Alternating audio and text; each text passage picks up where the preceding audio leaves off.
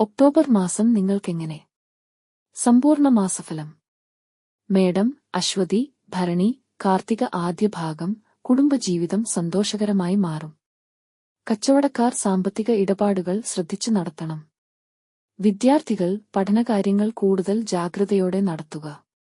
ജലദോഷം, ചുമ, അലർജി പോലുള്ള ആരോഗ്യപ്രശ്നങ്ങൾ ഉണ്ടാകാം. പ്രാർത്ഥനകളും വഴിപാടുകളും മുടങ്ങാതെ നടത്തുക. പ്രണയിതാക്കളുടെ വിവാഹം നിശ്ചയിക്കും. ഇടവം, കാർത്തിക അവസാന മുക്കാൽ, രോഹിണി, മകയിരം ആദ്യ പകുതി. വിദ്യാർത്ഥികൾ അധ്യാപകരുടെ പ്രശംസ പിടിച്ചുപറ്റും. ജോലി സ്ഥലത്ത് സഹപ്രവർത്തകരുമായി പെരുമാറുമ്പോൾ പ്രത്യേകം ശ്രദ്ധിക്കുക. ചിലർക്ക് സ്ഥലം മാറ്റം ഉണ്ടാകും. വസ്തുതർക്കങ്ങൾ മധ്യസ്ഥതോടെ പരിഹരിക്കാൻ കഴിയും. തീർത്ഥയാത്രയിൽ പങ്കുചേരും. ഏറ്റെടുത്ത ജോലികൾ പൂർത്തിയാക്കുവാൻ കഠിനമായി പ്രയത്നിക്കേണ്ടതായി വരും. മിഥുനം, മകയിരം രണ്ടാം പകുതി, തിരുവാതിര, പുണർദം ആദ്യ പകുതി. ഒരുപാട് നാളായി കാത്തിരുന്ന ചില കാര്യങ്ങൾ സഫലമാകും. സന്താനങ്ങൾ പഠനപുരോഗതി കൈവരിക്കും. ഉന്നതന്മാരുമായുള്ള സൗഹൃദം ഗുണം ചെയ്യും. പുതിയ തൊഴിലിന് ശ്രമിക്കുന്നവർക്ക് അത് ലഭിക്കും. ആരോഗ്യം തൃപ്തികരം. വീട്ടിലെ മുതിർന്നവർക്ക് ആരോഗ്യ പ്രശ്നങ്ങൾ ഉണ്ടാകാം. വിദേശത്തു നിന്നും അവധിക്ക് നാട്ടിൽ വരാൻ കഴിയും. സാമ്പത്തിക നേട്ടങ്ങൾ കൈവരിക്കാൻ സാധിക്കും. കർക്കടകം, പുണർദം അവസാന കാൽഭാഗം, പൂയം, ആയില്യം ആഘോഷവേളയിൽ പങ്കെടുക്കും. അപകീർത്തിക്ക് സാധ്യത ഉള്ളതിനാൽ എല്ലാ കാര്യത്തിലും ശ്രദ്ധിക്കണം. അധ്വാന ഭാരം കൂടും.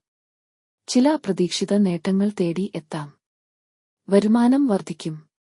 മുടങ്ങിക്കിടന്ന കാര്യങ്ങൾ പുനരാരംഭിക്കും. പരീക്ഷയിൽ ഉന്നത വിജയം കരസ്ഥമാക്കും. എടുത്തുചാടിയുള്ള അഭിപ്രായങ്ങൾ പറയാതിരിക്കുക. ചിങ്ങം, മകം, പൂരം, ഉത്രം ആദ്യ കാൽഭാഗം. നഷ്ടപ്പെട്ട പ്രതാപ ഐശ്വര്യങ്ങൾ വീണ്ടെടുക്കും. കുടുംബത്തിൽ ഒരു മംഗളകർമ്മം നടക്കും. നൂതന സംരംഭങ്ങൾ തുടങ്ങുന്നതിന് കഴിയും. വിവാഹാദികാര്യങ്ങളിൽ തീരുമാനമാകും. ഏത് കാര്യത്തിലും പൊതുവെ അനുകൂലമായ മാറ്റങ്ങൾ ഉണ്ടാകും. അസുഖങ്ങൾ പിടിപെടാൻ സാധ്യതയുണ്ട്. ചിലർക്ക് വിദേശത്ത് ജോലി ലഭിക്കും. ശത്രുക്കളിൽ നിന്നും ബുദ്ധിമുട്ടുകൾ നേരിടും.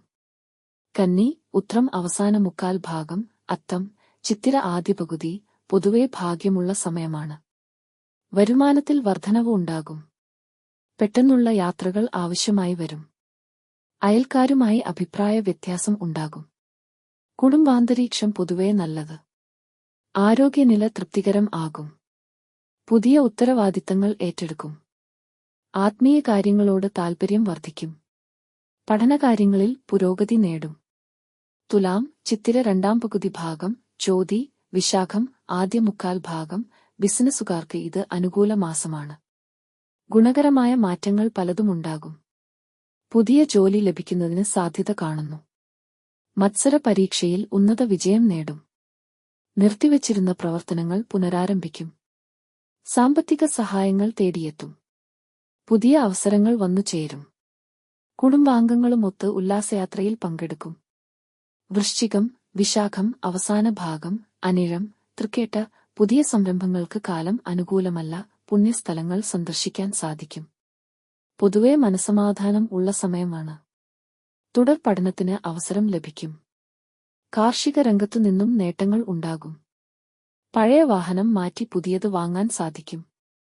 അപകട സാധ്യതയുള്ള കാര്യങ്ങളിൽ നിന്നും വിട്ടുനിൽക്കാൻ ശ്രദ്ധിക്കുക. ധനു, മൂലം, പൂരാടം, ഉത്രാടം ആദ്യ കാൽഭാഗം. പൊതുവെ ഗുണകരമായ കാലമാണിത്. സന്തോഷവാർത്തകൾ നിങ്ങളെ തേടിയെത്താം. കുടുംബത്തിൽ സന്തോഷവും ഐശ്വര്യവും നിലനിൽക്കും. വരവിനേക്കാൾ ചെലവ് വരാം. നേരിയ ആരോഗ്യ പ്രശ്നങ്ങളുണ്ടാകാം. അയൽക്കാരുമായി അഭിപ്രായ വ്യത്യാസം ഉണ്ടാകും. പുതിയ പ്രണയബന്ധങ്ങൾ ഉടലെടുക്കാൻ സാധ്യത ഉണ്ട്. മകരം, ഉത്രാടം, തിരുവോണം, അവിട്ടം ആദ്യ പകുതി. ഏത് കാര്യത്തിലും അനുകൂല മാറ്റങ്ങൾ വന്നുചേരും. വിവാഹകാര്യത്തിൽ ഉടൻ തീരുമാനമുണ്ടാകും. ഉദ്യോഗസ്ഥർക്ക് പലവിധ നേട്ടങ്ങൾ കാണുന്നു. രാഷ്ട്രീയ പ്രവർത്തകർക്ക് നേട്ടങ്ങൾ ഉണ്ടാകും.